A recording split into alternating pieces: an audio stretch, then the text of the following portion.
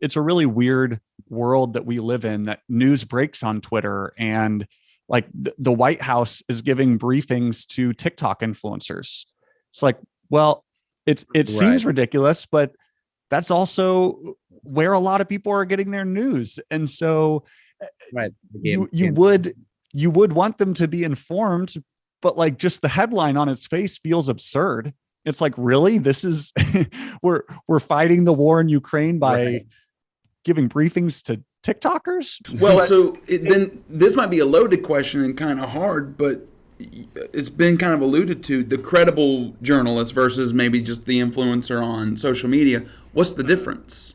What makes someone credible in journalism versus someone who has, say, because there's people on TikTok with 90 million followers and them getting that information out. So what is the big difference? Because I mean, I would agree with you. I don't want my information coming from some influencer with a bunch of Instagram followers and stuff like that. I want to see someone who actually has maybe a journalism degree or someone who actually knows what they're talking about.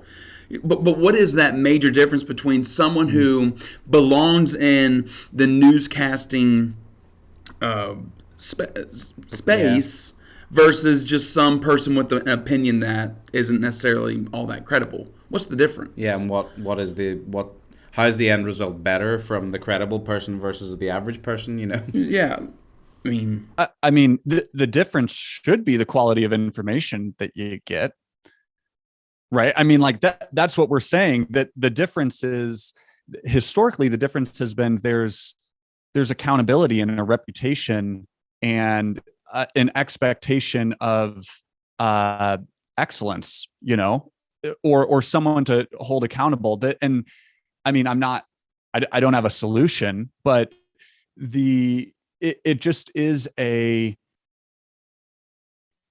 just because and it's hard because we also, like, there are people that build an audience for one thing and then leverage it for something else that is good.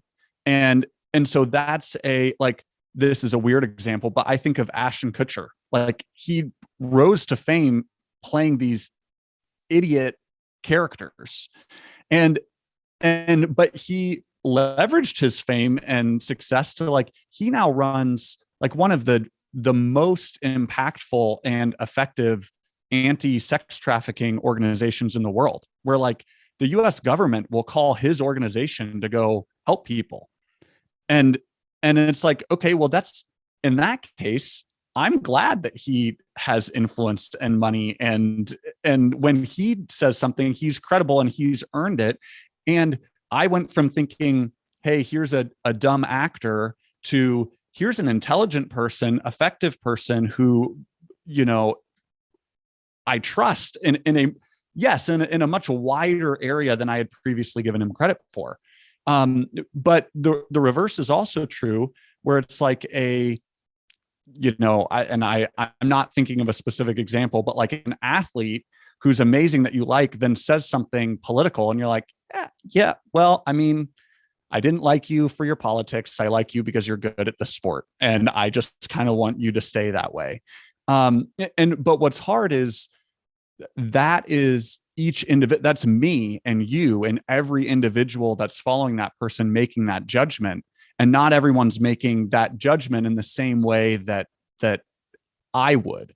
But it's a trade-off. And like I said, I don't necessarily have a solution. yeah. I guess there's a lot of people these days who I think they want to trust somebody.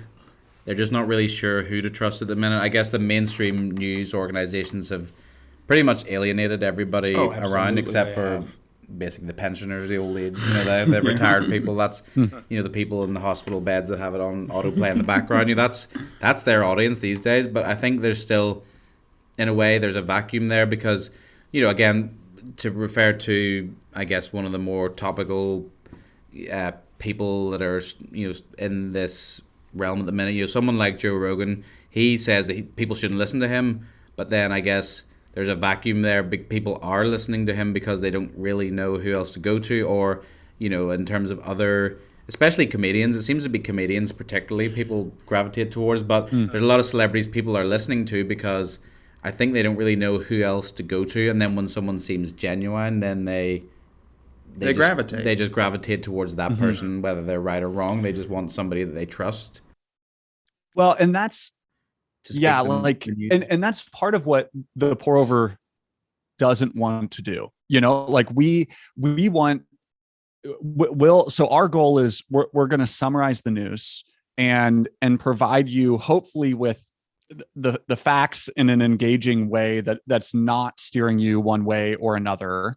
Or if we are steering you one way or another, that way is towards being compassionate and kind and loving. And like if we're going to have a bias, we'd like to have a biblical Christ-like bias, as opposed to, and that does not neatly align with the right or the left, and then we don't, like I was saying, we don't apply the scripture. We'll pair it with scripture, but we're not going to, run a story about the 2024 election and whatever the candidates are and say, and here's a verse, and so here's who you should vote for. Like those are valuable, helpful, good conversations to have amongst Christians. We're just not a good setting for that. Like we don't want to be your pastor. We don't want to be your church. We write concise news. So things that are complex and require back and forth and thought, like we don't want to do that. But to your point, that type of thing, that critical thinking and those conversations are things that happen. The longer form conversations are things that are happening more with comedians, who will talk about, hey, they're going to capture someone's attention for 30 minutes and be able to talk about something going on. Or Joe Rogan, it takes 3 hours for his podcast. And so when which this podcast that, I mean, as he says, I just interview people that I'm interested in. And that's a great, there's nothing wrong with that at all. The problem is the problem potentially arises when he's interested in what is a kind of fringe, unproven thing, and so then he's going to talk and investigate that. And there's nothing wrong with that. He should be able to.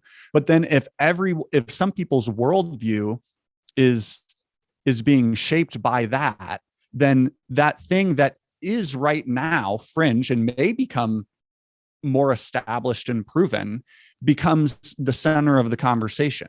So like, it's such a huge platform not that he has, that everything, there's a responsibility in a way with such a huge platform to, sadly, in my opinion, it's like the sheer size and popularity is almost that's the thing that in some ways could be the biggest threat to what he's doing, because it gives such responsibility and such there's such scrutiny over everything he does because of the size of his platform. Yeah, and it's hard because like the response by, we'll call it like the establishment, was to get really upset and say you shouldn't have these conversations. It's like, well, no, you should, like, you're allowed to have those conversations. You should be allowed to have those conversations, to think critically. But the problem is when this conversation, which is about thinking critically and investigating things, is presented to such a large audience that it moves public perception, it moves society's application of anything, that's where it just becomes hard, and it's like, and to your point, that's only because, like, if we do that here, no one cares. No one's going to try to cancel us for having a niche conversation about something.